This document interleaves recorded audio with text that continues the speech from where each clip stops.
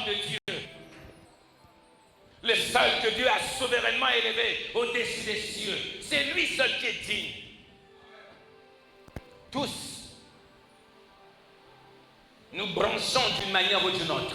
Mais lui, il est tellement miséricordieux, il est tellement puissant, il est lent à la colère, il est riche en bonté. Il nous accorde le pardon de nos iniquités. Mais même pour ça, comment ne pas lui être reconnaissant? Parce que si Dieu l'inventaire que nous sommes, oh là là, merci les hommes de Dieu pour nous avoir affranchis, pour nous avoir délivrés des ténèbres. C'est la grâce de Dieu. Ce n'est pas par mérite, c'est la grâce de Dieu. Mais ne fût-ce que pour ça, comment ne pas bénir ce Dieu-là? Comment ne pas lui être reconnaissant? Comme l'avait dit David, même moi, j'étais un petit garçon. Aujourd'hui, je suis en train de vieillir. Mais jamais je n'avais entendu qu'il y avait quelqu'un qui est mort là-bas parce qu'il avait faim. Quelqu'un peut dire avec moi, Amen.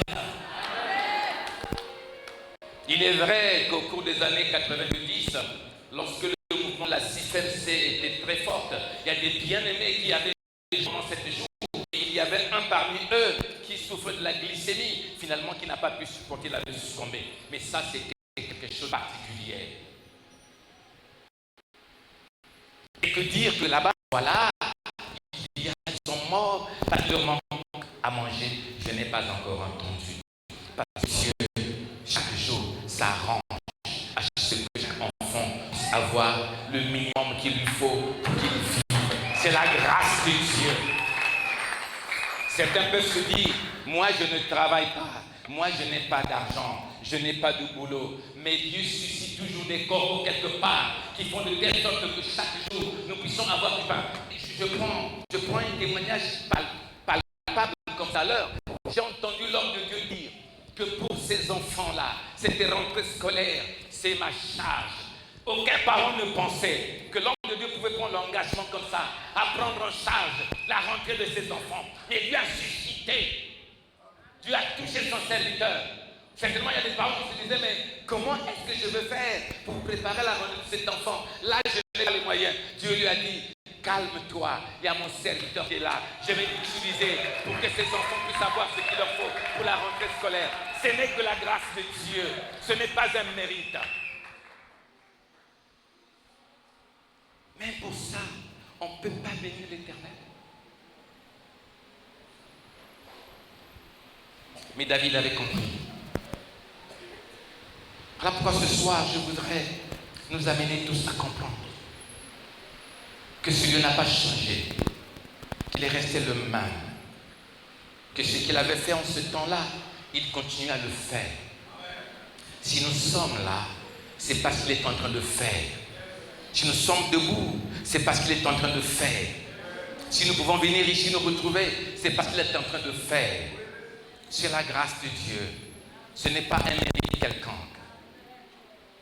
Voilà pourquoi, mes bien-aimés, oublions ce que nous sommes. Oublions nos rangs, nos catégories, nos classes, mais devenons simplement des véritables adorateurs de l'Éternel. Si tous ensemble, on peut se dire, Seigneur, mais voici, je veux t'adorer. Oh, ça serait une flamme dans cette salle. Parce qu'il n'y aurait ici que les véritables adorateurs de Jésus. Ceux-là qui l'adorent en esprit et en vérité. Parce que ce sont ceux-là que Jésus cherche. Non, il n'a pas besoin des adorateurs qui viennent simplement pour se faire remarquer. Dieu ne voit pas ce qui frappe aux yeux, mais Dieu voit au cœur. Des adorateurs qui viennent avec leur cœur pour adorer l'Éternel, leur Dieu, en disant, si ce n'est toi Jésus, mais qui d'autre?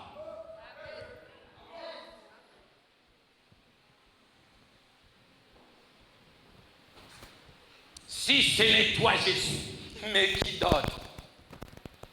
Lorsqu'on se représente soi-même, on se dit, mais si je suis là, c'est parce qu'il a voulu que je sois. Attendez. C'est vrai que j'ai commencé avec le Seigneur depuis les Côtiers. Il y a des bien-aimés avec lesquels on avait commencé les Côtiers qui ne sont plus dans le Seigneur. Certains sont maintenant dans la franc-maçonnerie, d'autres dans des pratiques satanistes et tout ça là. Mais si je suis là, ce n'est pas par mérite, c'est la grâce de Dieu. En quoi serais-je plus important que cela? C'est seulement qu'ils sont détournés de la volonté de Dieu. Mais Dieu m'a préservé, Dieu m'a gardé, parce qu'il a vu que j'étais très important pour lui. Il m'a écarté de ses mauvaises voies. Il a permis que je demeure là. Non, je n'ai rien mérité. C'est la grâce de Dieu. Et donc il y a lieu que je puisse l'adorer, que mon âme puisse l'adorer, que mon âme puisse le louer, que mon âme puisse le célébrer, parce que c'est lui qui a fait de moi ce que je suis aujourd'hui. J'ai eu des collègues avec lesquels on avait commencé à l'école primaire, d'autres collèges, certains même au lycée, mais qui ne sont pas arrivés à l'université. En quoi est-ce que je peux me moquer d'eux? Je vais dire peut-être que j'étais plus intelligent qu'eux. Non, c'est pas possible. L'intelligence, c'est pas quelqu'un, c'est Dieu qui donne. C'est une grâce de Dieu. Il y a des enfants parfois qui sont très intelligents, mais ils arrivent quelque part et ils s'arrêtent. Ils n'arrivent pas à l'université, même pas parfois pas au lycée. Il était très brillant au collège, mais il s'arrête là. Il ne peut même pas aller au lycée. Mais toi qui vas au lycée, en quoi est-ce que tu serais plus important que celui-là? C'est la grâce de Dieu. C'est des grâces imméritées. Voilà pourquoi, lorsqu'on se regarde, lorsqu'on se représente tous les bienfaits de Dieu, oh, il y a lieu de dire, si ce n'est toi, Seigneur, qui d'autre encore? Et David a compris. Il dit, mon âme, bénis l'Éternel, que tout ce qui est en moi bénisse son Saint-Nom. Mon âme, bénis l'Éternel, et n'oublie aucun de ses bienfaits. Et il cite les bienfaits de Dieu. Il dit, c'est lui qui pardonne toutes tes iniquités, qui guérit toutes tes maladies. Il y a certaines personnes, rien que pour un petit palu, ils quittent ce monde. Mais toi et moi, parfois j'ai juste un petit paracétamol, la fièvre s'en va. La grâce de Dieu. On vient parfois voir l'homme de Dieu. L'homme de Dieu impose simplement la main. Quelle que soit la maladie, elle s'en va. La grâce de Dieu. On ne mérite rien. Vous savez, combien de maladies nous avions été victimes pendant notre parcours jusqu'à ce jour? Des maladies qui pouvaient nous amener. Mais Dieu n'a pas voulu. Il nous a guéris. Nous n'avons rien mérité. C'est sa grâce. Il y a certains parmi nous ici qui sont passés dans des hôpitaux pendant plusieurs jours, pendant plusieurs semaines, mais ils sont rentrés et ils sont sortis vivants. Mais il y a certains qui sont rentrés avec eux dans les hôpitaux, qui sont restés et qui aujourd'hui ne sont plus de cette terre. C'est la grâce de Dieu. Il guérit nos maladies. Il ne s'arrête pas là. Il dit, c'est lui qui délivre ta vie de la fosse. Tu ne peux pas comprendre combien de fois l'ennemi veut ta mort.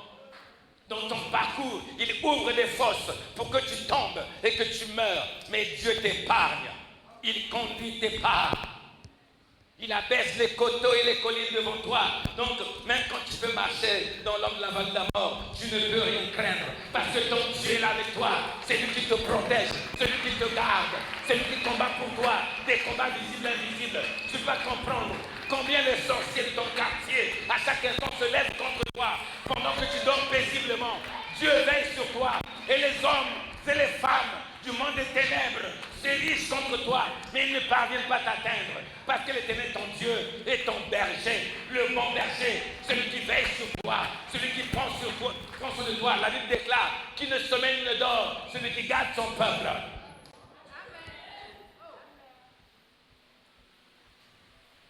Comment ne pas être reconnaissant à l'endroit de ce Dieu-là? Comment? C'est une sœur qui dit, mais comment ne pas te louer? Comment ne pas te louer? Comment ne pas te louer? Seigneur Jésus, comment ne pas te louer? Comment ne pas te louer? Comment ne pas te louer? Seigneur Jésus, comment ne pas le louer?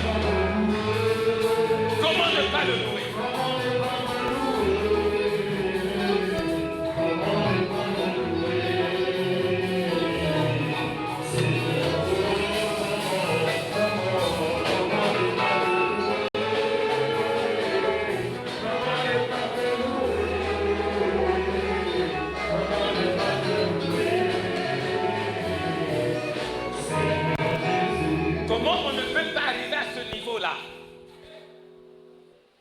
Comment on ne peut pas atteindre ce niveau-là? Là où on doit nécessairement adorer ce Dieu-là. Comment, quand nous regardons tous ces bienfaits, comment ne pas le louer?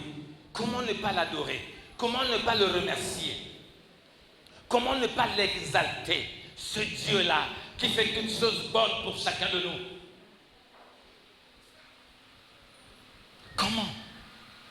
Comment être indifférent à l'endroit de ce Dieu-là quand nous représentons tous ces bienfaits? Non.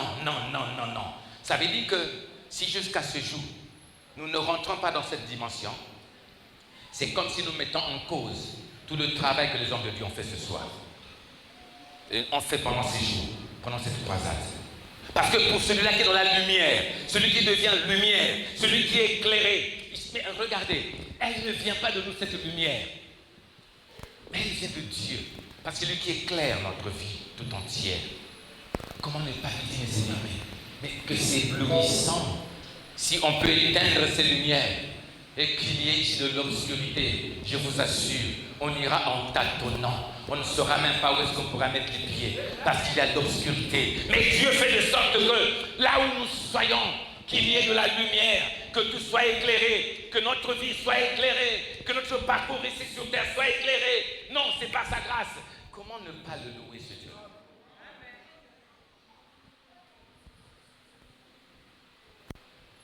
Vous savez, lorsque je me représente ce texte,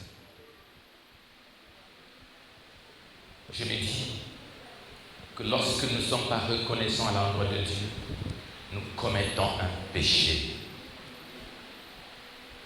Cette fois-ci, le péché contre l'âme, parce que l'âme est le centre de nos émotions, de nos sentiments. Comme nous ne sommes pas émotionnels à l'endroit de ce Dieu-là, nous péchons contre Dieu en suant notre âme.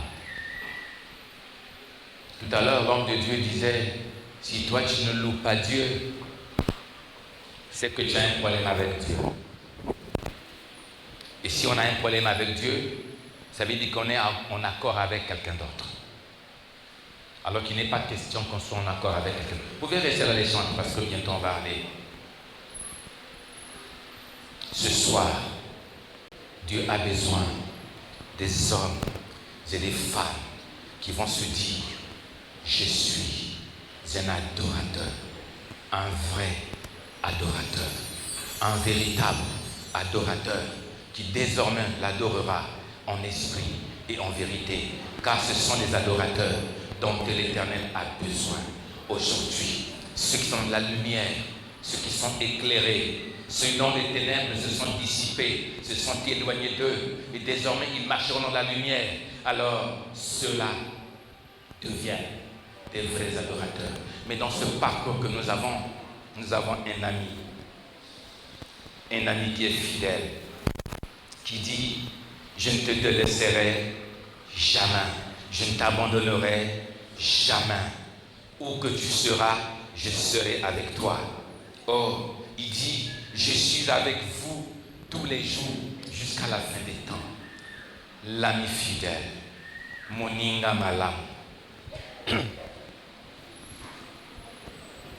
Molinga mi malamu, balinga kapuna burusute, balinga kapuna bizali, yango na dengi omoninga, na lisolo ya bondo, maloba ezalaka na boya, oyo etondi motema, suka sende boyo nimisa, kozala na moninga malamu. Ezali bozwi na ntango ya pasi, moto ya kosungaka yo, soki pasi ekomi, na motema na lapidai, mpona yo na kosala nyonso, ekoki na moto kosala ye, olambisi motema na ngai Yesu.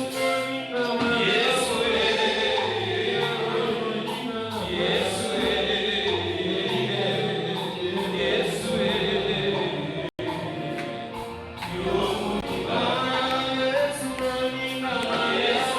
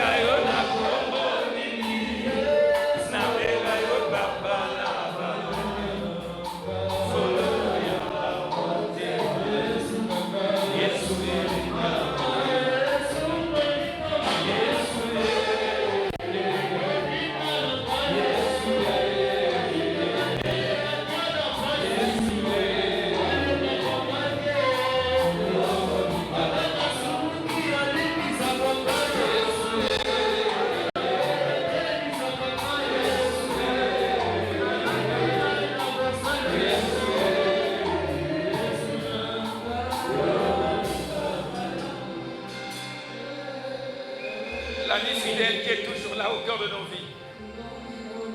Celui qui n'abandonne jamais, qui ne laisse point.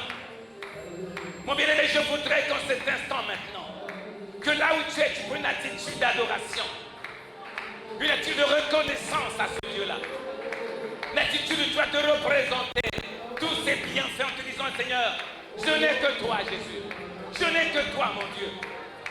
Je n'ai que toi, Jésus. Yahweh.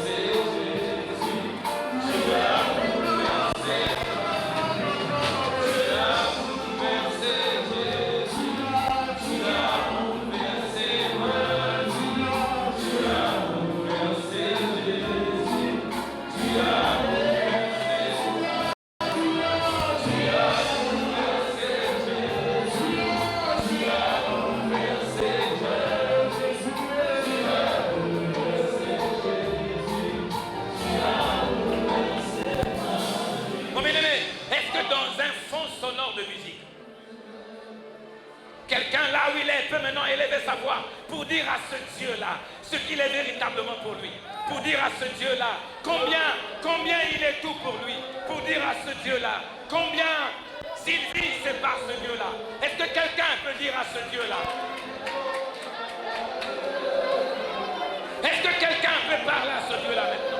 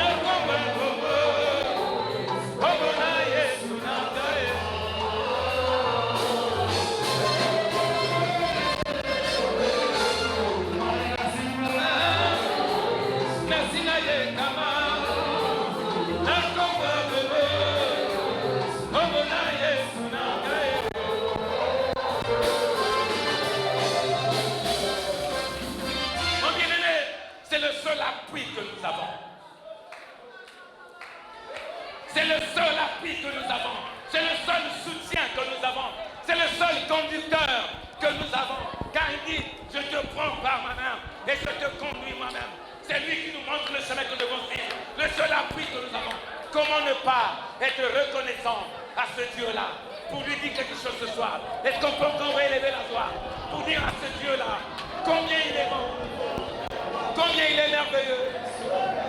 Combien il nous fait toutes choses. Oh Jésus. Oh Jésus. Oh Jésus.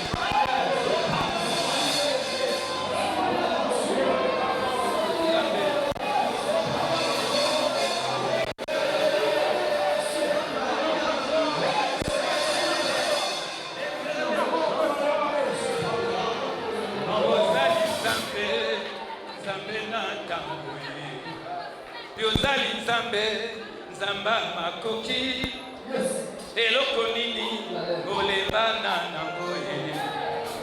Uta mokili ebanda, na likambo nyonso ozanga jamais solution. Oloko nini oluba esalela te, yakola ye. Yosalelanga likambo na yo.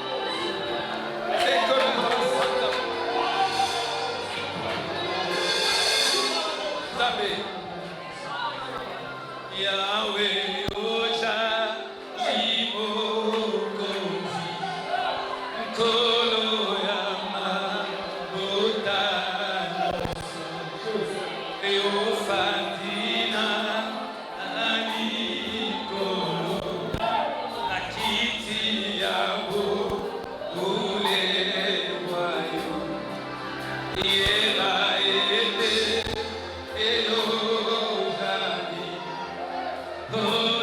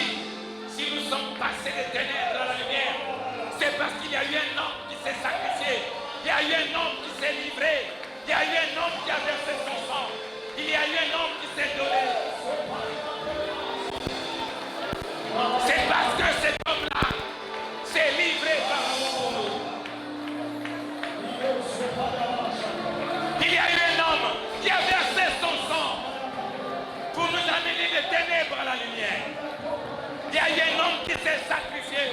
Il y a eu un homme qui s'est livré. Il y a eu un homme qui a payé le prix. Il a payé le prix. Il a payé le prix.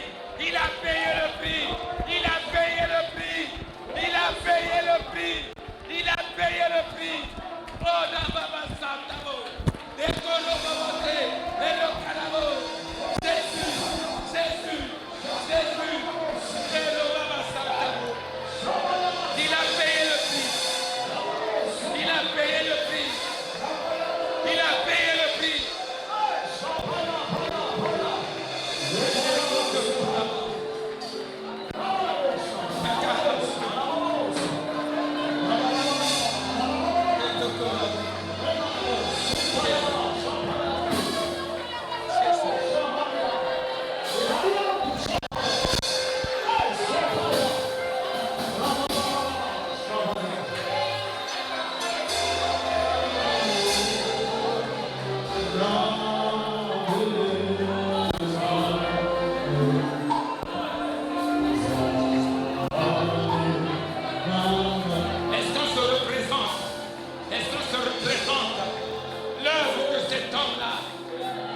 Accompli pour qu'aujourd'hui nous soyons affranchis des ténèbres à la lumière. Est-ce qu'on peut se représenter le prix que cet homme a payé, le sacrifice dont il a été l'objet pour nous amener des ténèbres à la lumière? Comment ne pas l'adorer ce Dieu?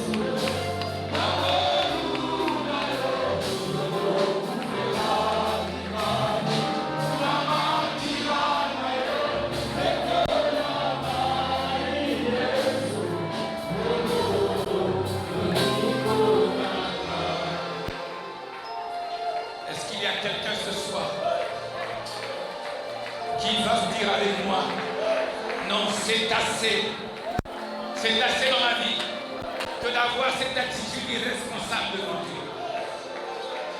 Mais ce soir, je voudrais prendre la résolution moi aussi de devenir un véritable adorateur qui doit l'adorer en esprit en vérité. Est-ce que quelqu'un peut prendre cette résolution avec moi ce soir? Si oui, tu peux lever ta main là où tu es. Ensemble avec moi, tu vas balancer ta main là où tu es. Tu vas dire moi aussi. Ce soir, je prends la résolution, je prends l'engagement de devenir ce véritable adorateur qui doit désormais l'adorer en esprit et en vérité.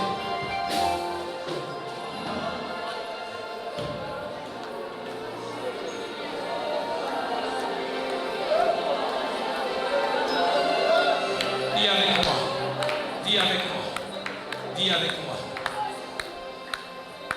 Seigneur Jésus-Christ. Seigneur Jésus-Christ. Tu es mort à la croix pour moi. Tu as payé le prix pour moi. Tu t'es sacrifié pour moi. Si j'ai la vie aujourd'hui, c'est grâce à toi. Si je suis parti des ténèbres pour la lumière, C'est grâce à toi. Alors que j'étais esclave dans les ténèbres, mais toi tu m'as sorti des ténèbres pour m'amener à la lumière. Aujourd'hui, je deviens lumière. Voilà pourquoi, Seigneur, je prends la résolution, l'engagement, la détermination de devenir un véritable adorateur pour ta seule gloire. Toi, le véritable Dieu qui est digne d'être adoré. Au nom de Jésus, est-ce que tu peux encore le déclarer toi-même? Est-ce que tu peux encore le déclarer toi-même? Est-ce que tu peux encore le déclarer toi-même? Est-ce que Carabo va faire?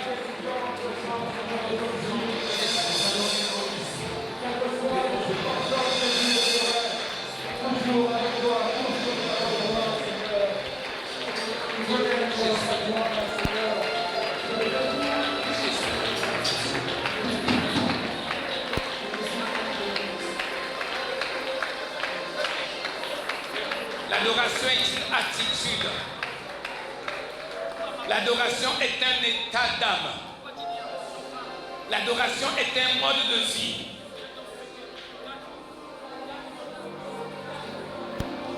C'est une attitude qu'on adopte. C'est un état d'âme. C'est un mode de vie. Être adorateur. Tu vas te lever ce soir contre tout ce qui peut t'empêcher de devenir un véritable adorateur. Tout ce qui t'empêche, tout ce qui est élevé contre toi pour t'empêcher d'adorer l'Éternel. Tu vas les renverser ce soir. Tu vas les briser ce soir. Tu vas détruire ce soir. Mon bien-aimé, tu vas te séparer de ces liens qui te retiennent captif, qui t'empêchent d'adorer l'Éternel. Élève ta voix aujourd'hui. Élève ta voix. Élève ta voix. Ces forces négatives qui t'empêchent d'adorer l'Éternel.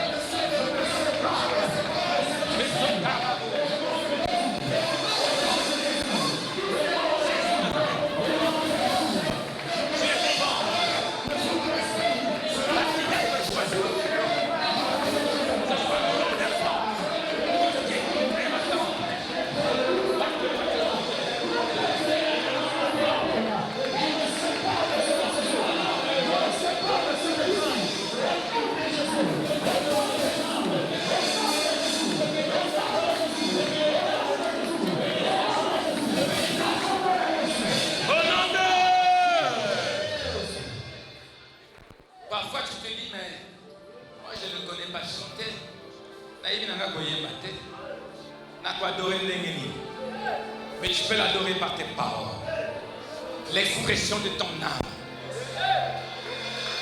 Tu peux exprimer même par des soupirs une adoration à ton Dieu. C'est une attitude que tu dois adopter.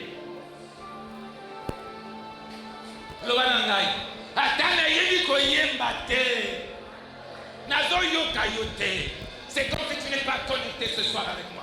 Atana yebiko yembate. Naku adore nzambe nangai.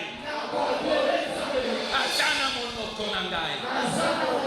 Atana elobeli nangai. Atana misala nangai. Atana maboko nangai. Naku adore nzambe nangai. Mon bien-aimé, que tout ce qui est en toi, mon bien-aimé, adore l'Éternel. Élève ta voix.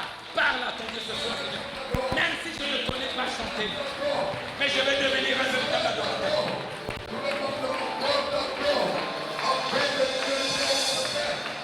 Même si je ne connais pas chanter, mais je voudrais t'adorer.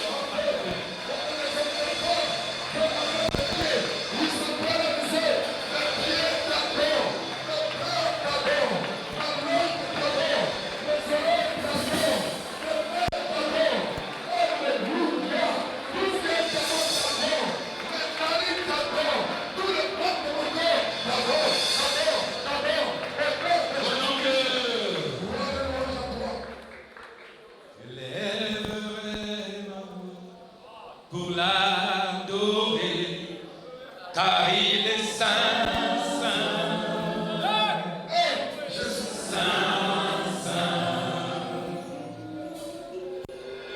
Il est digne de nous et de honneur, car il est saint, saint, saint, saint.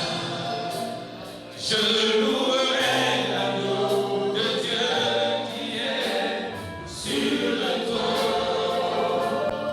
Je l'adorerai, lui seul, car il m'en est digne. Celui qui était, qui est, qui vient, je chanterai devant le trône à jamais, à jamais. Tous les anges l'adorent et se prosternent en chantant saint, saint. Il est saint, saint. Nous, le peuple choisi, nous t'adorons, car tu es saint, saint. Alléluia, saint, saint. Je louerai l'agneau de Dieu qui est sur le trône. Je l'adorerai, lui seul, car il m'en est digne. Celui qui était, qui est, qui vient, je chanterai devant le trône à jamais.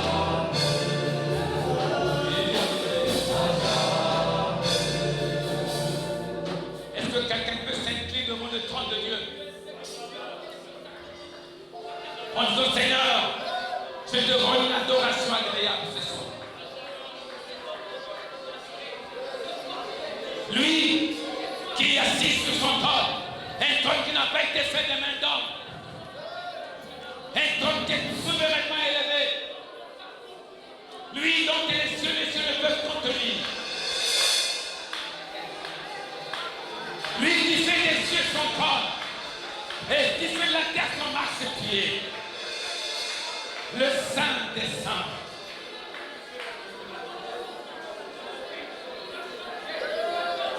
Les anges dans les cieux chantent Saint, Saint, Saint, et l'Éternel des armées, toute la terre est pleine de sa gloire.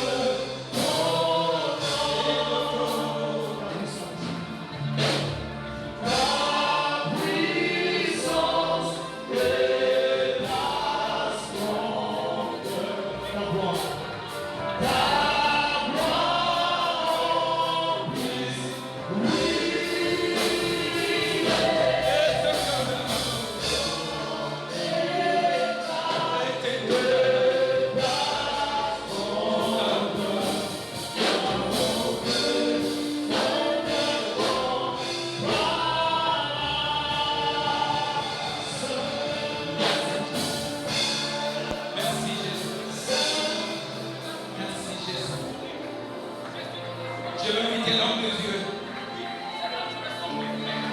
Le regard en même qu'il a avancé. Et que par la massacre.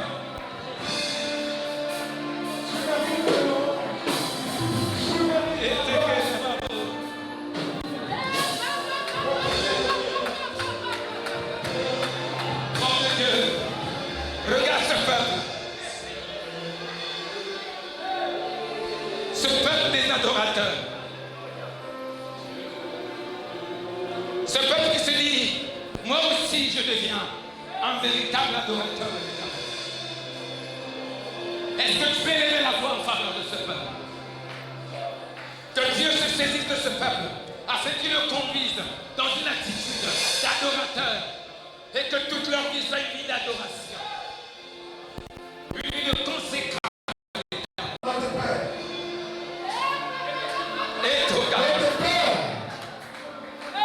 c'est l'heure. L'heure a sonné ce soir. Le cœur doit être tourné vers toi. C'est pas avec les lèvres que nous t'adorons, mais nous t'adorons depuis le cœur. Que mon corps soit circoncis ce soir. Et donc comment le vent est en train de souffler dans ta maison. Regarde comment le vent est en train de souffler dans mon cœur. Et le vent est en train de porter les ténèbres. Esprit de Dieu. Esprit de Dieu. Commence à souffler dans mon cœur. Commence à souffler dans mes esprits.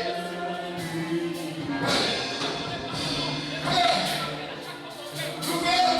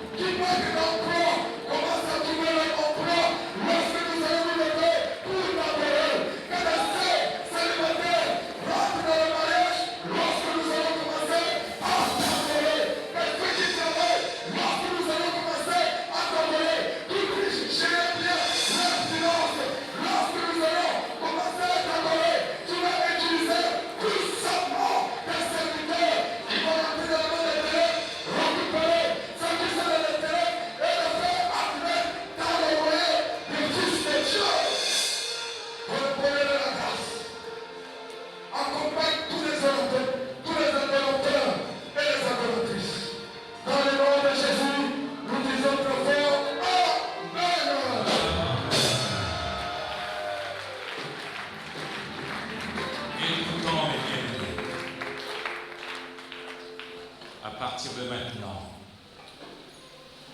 nous devons comprendre que l'adoration est un mode de vie. Rien que par l'adoration, quel que soit ce que nous pouvons vivre, quel que soit ce que nous pouvons subir, quel que soit ce que nous pouvons endurer, avec l'adoration, nous pouvons tous surmonter. Dieu regarde au cœur.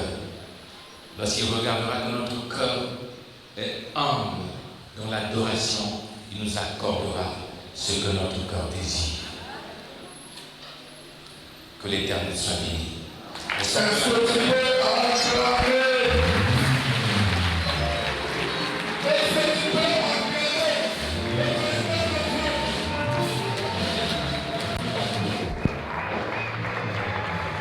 Est-ce que tu peux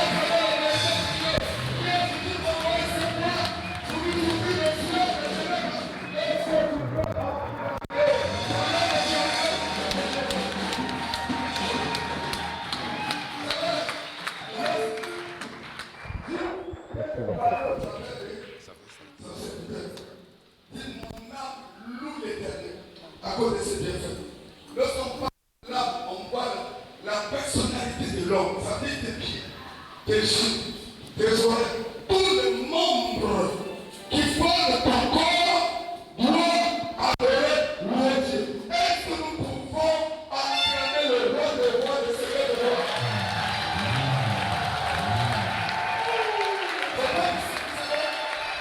Non, attendez. Il y a des gens qui comprennent jamais. Moi, j'ai dit, nous devons acclamer Dieu avec moi. Tout ce qui compose notre âme. Amen. Ah, Amen. pour même il y a des gens qui ne sont pas ici, ils ne comprennent pas. Vous savez combien de gens sont venus ici ce matin à l'église pour prier? Nombreux. Ils sont venus combien? 10, 15, ils sont venus. Parce qu'il y a des gens qui ne comprennent pas. Ma prière est qu'à partir d'aujourd'hui, que tu comprennes. Tu ne peux rien faire si tu n'as pas compris. Est-ce que tu as compris aujourd'hui que tu dois adorer? Parce que l'adoration, c'est la nourriture de Dieu. Est-ce que tu peux adorer Dieu avec ton âme? Tu as compris l'enseignement?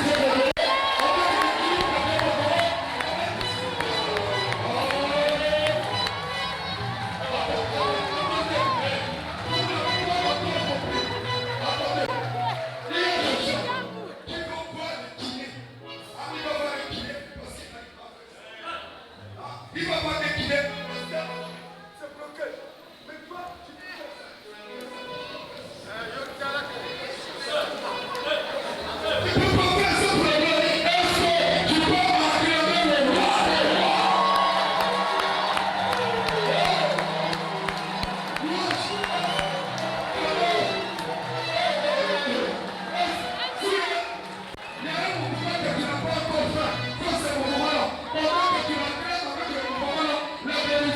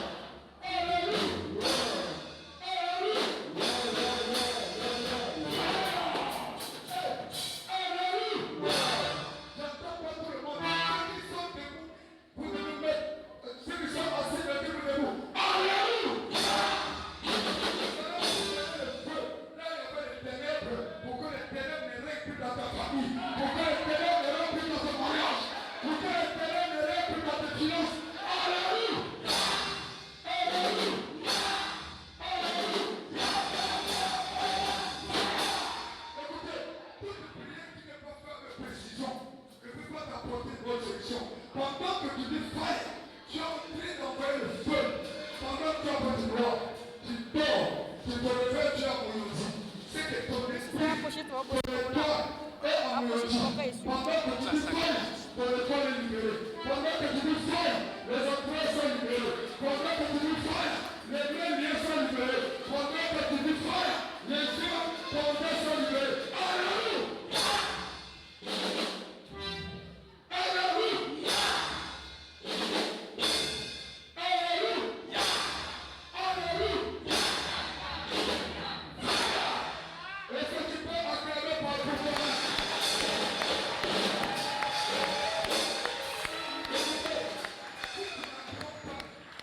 À t'aimer toi-même, personne ne pourra t'aimer que toi-même. Si nous sommes qui aime lui-même ou qui aime son âme, doit apprendre à donner de la valeur à son âme. Je veux voir des hommes et des femmes qui donnent de la valeur à leur vie, d'acclamer leur vie comme jamais ils ont acclamé.